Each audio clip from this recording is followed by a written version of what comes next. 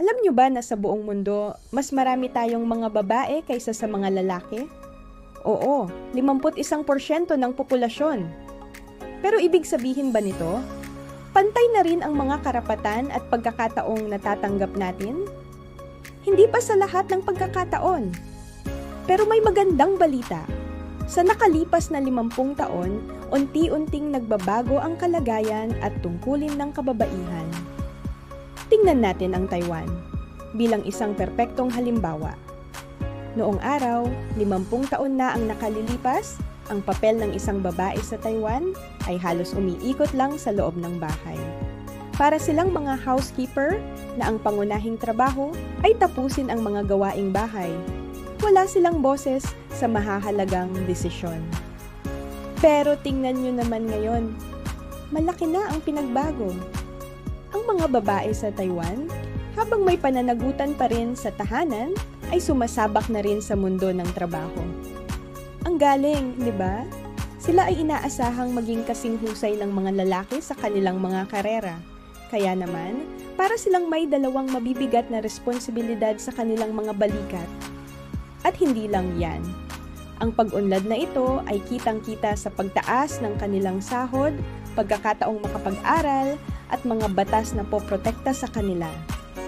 Maraming kumpanya na ang kumikilala sa galing at kakayahan ng mga babae. Kaya naman binibigyan sila ng mataas na sahod at posisyon. May mga babae na ring namamahala at nagiging leader sa mga kumpanya.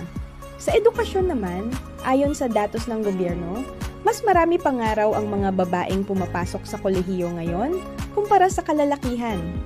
Pati mga batas ay nagbabago na rin para sa kanila.